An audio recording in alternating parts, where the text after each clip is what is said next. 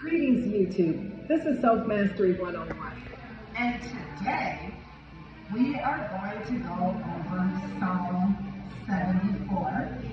Psalm 74 was written by King David, as we all know, many years ago during the biblical times. This is in the Old Testament. And the reason we're going over Psalm 74 is because right now, the Lord is taking back his earth, and he is now dispersing the wealth to the meek, since the meek shall inherit the earth. So,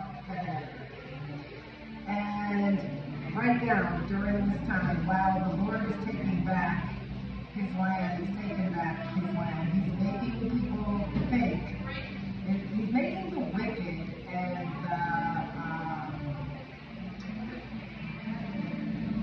the wicked and the overconfident people, the bullies. He's right now making people believe that they have the upper hand, and that he makes people think that they're winning. And this includes people who could have been wronged and who may have had a lot of injustices happen to them when it doesn't make any sense. Where it's like, I do the best I can, I try not to cross people, I don't cross people, why is this happening to me? It's a lot of times when we submit to the Lord gives us tests. We just have to keep our mind open, because when the Lord is calling us and we answer the call, it's going to be a test. And his tests are not easy. And a lot of times we want to take control over whatever the situation is, and things look like it's grim, it looks like we're going to die or lose everything, or everybody's going to lose something, and then we make that mistake and want to bark orders to the Lord as if he has no idea what's going on.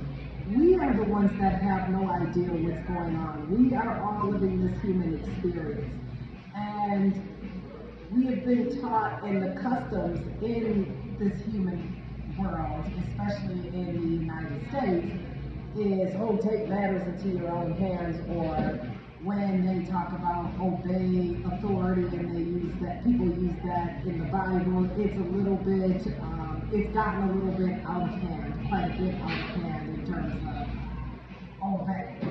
Because a lot of times it totally goes past our free will and past our customs. And now it's basically, are we going to do something that compromises our relationship with the Lord, or lose our job? And a lot of times people compromise just to keep their job. However, those people never really liked the person in the first place. So when we're trying to compromise, that's our test. Or when somebody's trying to get us to compromise against our will, that's our test. To either take the compromise, accept the compromise, or walk away. So we either pass the test for man, or we pass the test for the Lord. However, man, when people know that a person is a child of God and they carry a glow and have hues of light beaming from them, they know that the person is a man or woman of God. So there is no taking that. They can clearly look at you and they can feel off of you that you are not of God. So, Psalm 74, this is where it says, a maskil of Asaph. So David's writing this. There's war going on. Things are looking really grim at this point. It says, oh God, why do you cast us off forever? Why does your anger smoke against the sheep of your pasture? Remember your congregation which you have purchased of old, which you have redeemed to be the tribe of your heritage. Remember Mount Zion where you have dwelt. Direct your steps to the perpetual ruins. The enemy has destroyed everything in the sanctuary. Your foes have warred in the midst of your meeting place. They set up their own signs for signs. They were like those who swing axes in a forest of trees. And all the carved wood they broke down with hatchets and hammers.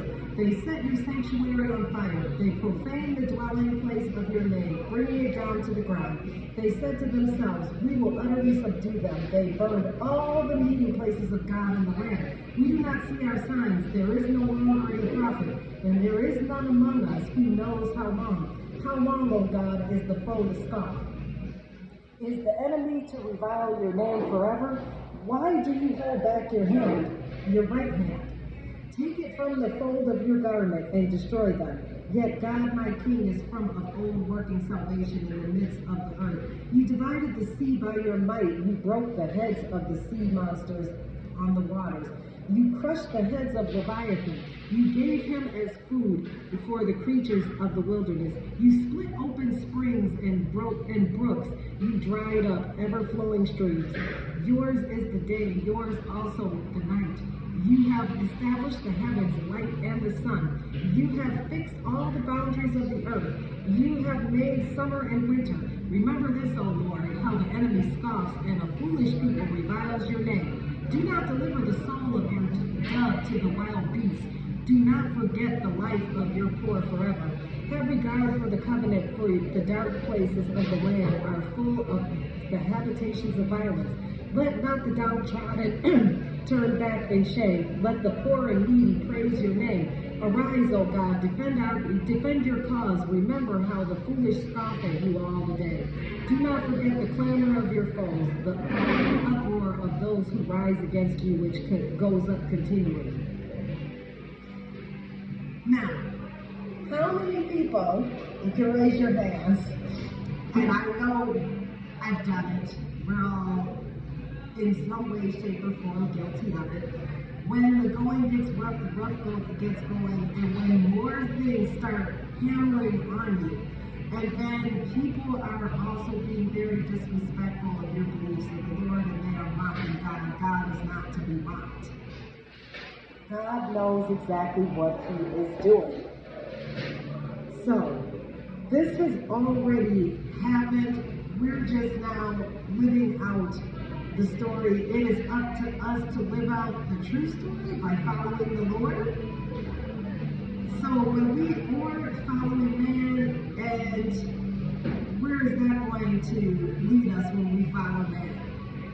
We're working paycheck to paycheck, so when it's bad, it's bad. It doesn't matter how much money you make, you will lose in man's world. However, in the beginning with God, you do win. However, you will lose a lot of your possessions, if not all of them, of your worldly possessions, but you will regain your worldly possessions.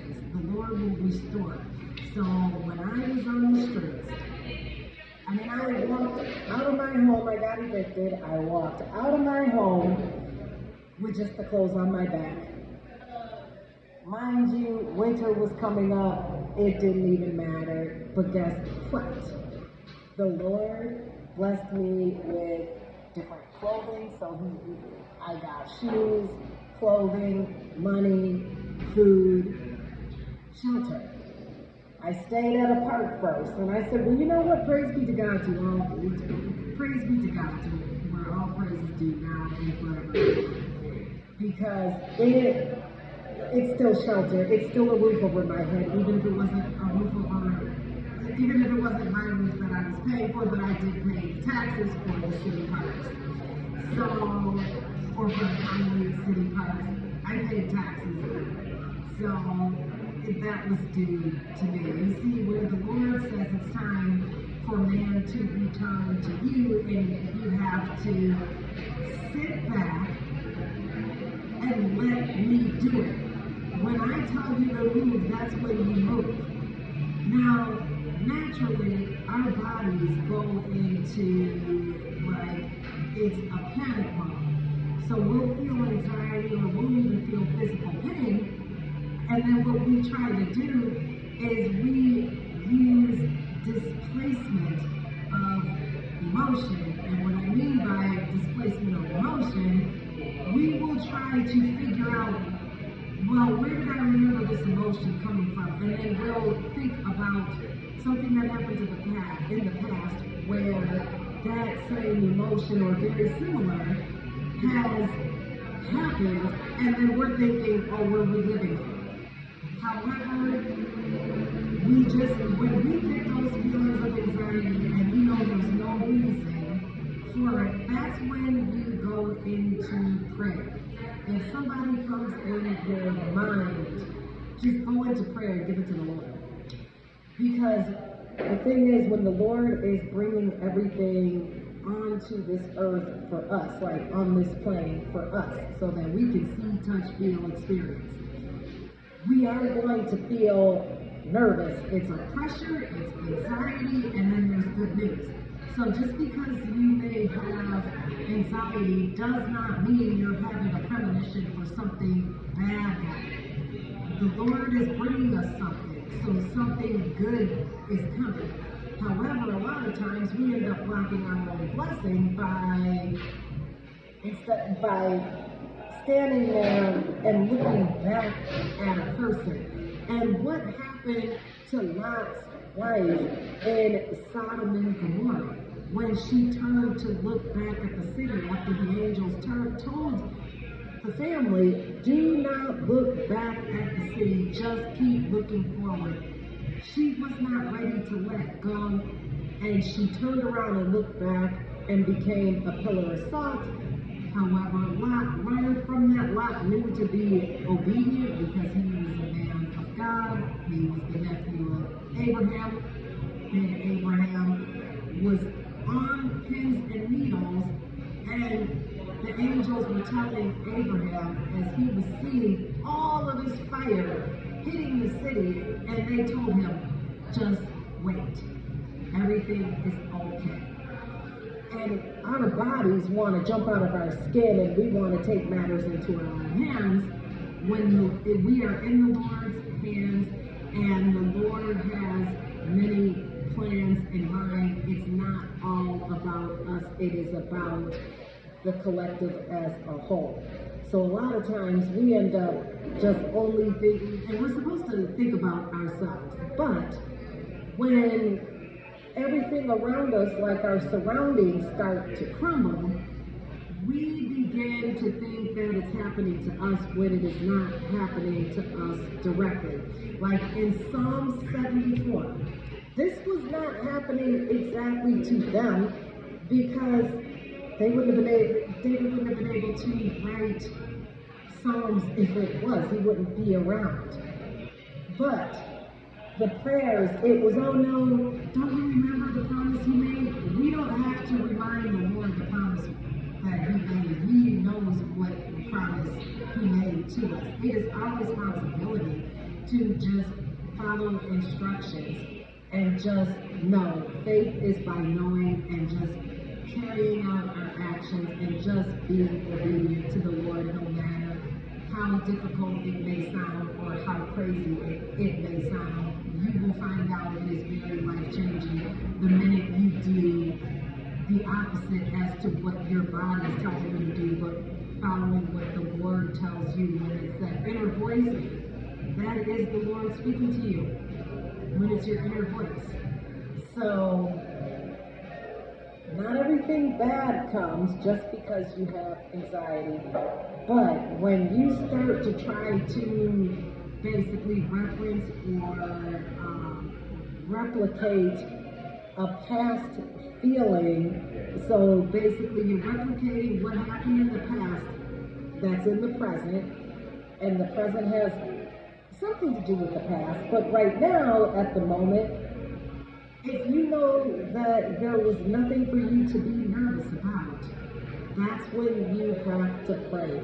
Just inhale, exhale, go running, read your scripture, play music, dance, anything to get that anxiety away from you. And just wait for your gift. That's what I started doing.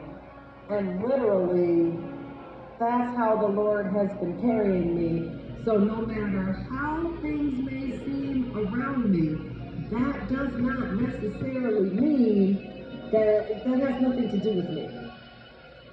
That's my surroundings. At this present moment, I'm alive, I'm well, and in the same situation that I was in yesterday. So when those feelings arise, make sure, because it's going to come and you're going to have, like, it's almost like a PTSD where something traumatic, or you may have had a really bad argument and you may have not been able to say everything that you wanted to say, and then you're like lashing out like at the wall and just saying, oh, I should have said this. That's when you pray. And where you're now surrendering to the Lord, because a part of us, when we're trying to replicate the past, that's a part of us actually resisting the process. We have to acknowledge our feelings, write it out, but do an exercise, say a prayer, because there is a gift coming. So everybody, happy Friday. I hope this helps. Many blessings and much love.